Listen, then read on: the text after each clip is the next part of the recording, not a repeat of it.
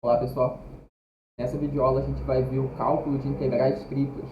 Então, como que a gente consegue montar aquelas integrais triplas que nós vimos na videoaula anterior, que representam, por exemplo, a massa de um sólido, como que a gente consegue montar essa integral tripla como uma integral tripla iterada e como que a gente faz esse cálculo. Então, a definição de integral tripla que a gente viu na videoaula anterior, ela está aqui.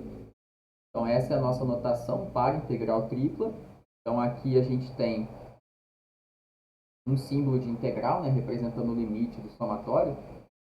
E aqui a gente tem três símbolos, né, correspondendo um símbolo para cada uma das variáveis. No nosso caso, x, y e z. E aqui a gente tem, na notação de integral tripla, por exemplo, no caso da massa, a função f representando a densidade pontual de massa do sólido, multiplicando um elemento de volume.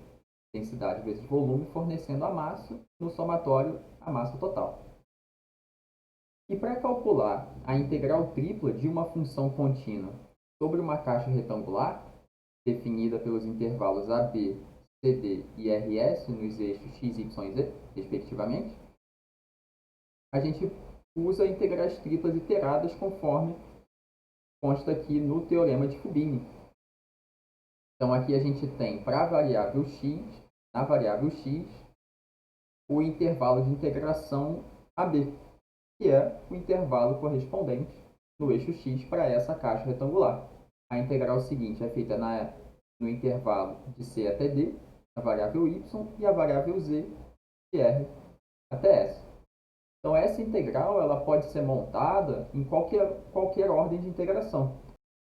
Então, do mesmo jeito que nós temos aqui dx, dy, dz, nós poderíamos ter dx, dz, dy. Então, invertendo aqui a ordem de integração, nós teríamos que trocar aqui também os limites de integração para manter a coerência. Mas para essas três variáveis, a gente tem 6 ordens de integração possíveis, 3 fatorial. Mas já vamos ver agora como que fica o cálculo de uma integral tripla. Então vamos ver com esse exemplo a integral tripla da função xy seno de yz, como que uma integral tripla é calculada. Aqui a gente está calculando a integral sobre a caixa retangular B, definida pelos planos coordenados e por esses planos, x é igual a π, y é igual a 1, z é igual a π sobre 3. Então está aqui um esboço do plano x é igual a π, certo? Marcando x é igual a π no eixo x. A gente tem todos os pontos com x maior que π aqui à frente desse plano. Todos os pontos com x menor que π atrás desse plano. Um outro plano que delimita essa caixa retangular é esse plano y é igual a 1, marcando aqui y é igual a 1 no eixo y, seguindo o mesmo raciocínio. E aqui em cima, o plano z igual a π sobre 3. É um plano paralelo ao plano xy, certo? Como se o plano xy fosse o chão e o plano z igual a π sobre 3, o teto. Então, os três planos coordenados com esses três planos que nós ilustramos aqui, formam a caixa retangular que consta aqui no enunciado, a caixa retangular que foi chamada de B. Então, vou pedir para vocês pausarem o vídeo e tentarem montar essa integral tripla e calcular essa integral tripla. Então, isso vai ser feito de uma maneira muito semelhante àquela de integrais duplas. Então, se vocês tiverem a primeira integral, por exemplo, na variável y, significa que as variáveis x e z vão ser consideradas como constantes quando você estiver integrando na variável y.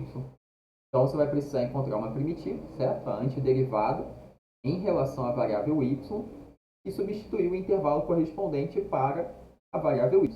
E assim seguir em frente para as outras duas variáveis, certo? Então, pausem o vídeo, tentem resolver essa integral tripla. A gente já vai começar a apresentar a solução agora.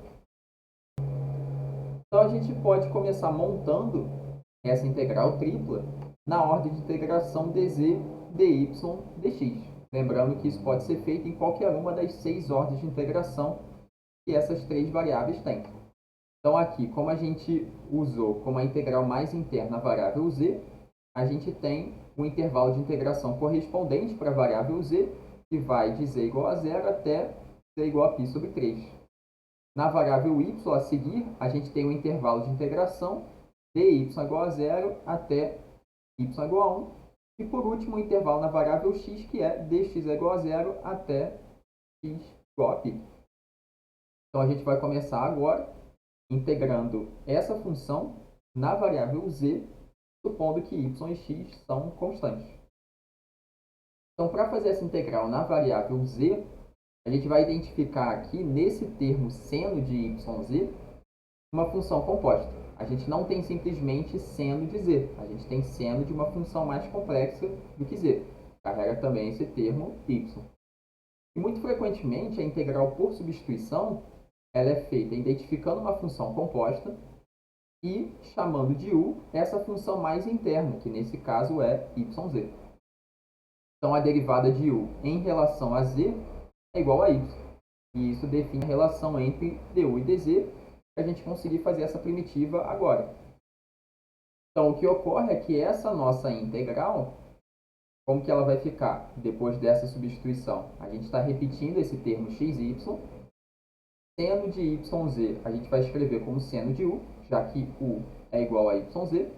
E a gente vai trocar dz por du, respeitando a relação dada pela derivada, né? Ou seja, dz é igual a du sobre y. Então, tendo essa expressão, a gente pode simplificar essa integral, e aqui a gente verifica que a variável original, que era z, ela não aparece mais nessa nova integral que está na variável u. A gente ainda tem essa variável x, mas a gente não tem problema nenhum, porque x desde o início era uma constante. O que a gente não poderia ter é a variável z original da integral aparecendo de novo aqui, mas esse não é o caso. A gente tem apenas a variável u, na nova variável, e a variável x, que a gente já está considerando como constante desde o início. Então, aqui a gente pode simplesmente repetir a variável x, que é uma constante, e multiplicar pela integral de seno de u em relação a u, que é menos cosseno de u. E aqui a gente tem uma constante de integração, certo? Uma constante em relação a z. Então, essa variável u, a gente vai substituir de volta u igual a yz para poder substituir o intervalo de integração correspondente original, para a variável z, que vai de 0 até π sobre 3. Como consta já aqui. Então, a gente tem menos x cosseno de u, que é igual a yz, com o intervalo correspondente para z. Então, substituindo z por π sobre 3, a gente tem esse primeiro termo. E substituindo z por 0, aparece aqui cosseno de 0. E no nosso desenvolvimento, a gente já vai colocar é igual a 1. E assim nós calculamos a primeira integral na variável z. Essa integral aqui em azul, ela foi calculada aqui em cima. Então, a gente simplesmente substituiu no lugar da integral na variável z o resultado obtido.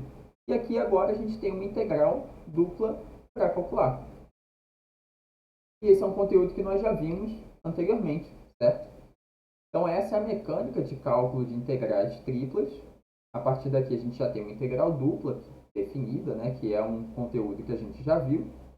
E tentei concluir a questão, se vocês já não tinham concluído antes, façam a leitura das notas de aula, porque lá vocês vão encontrar a resolução desse exemplo.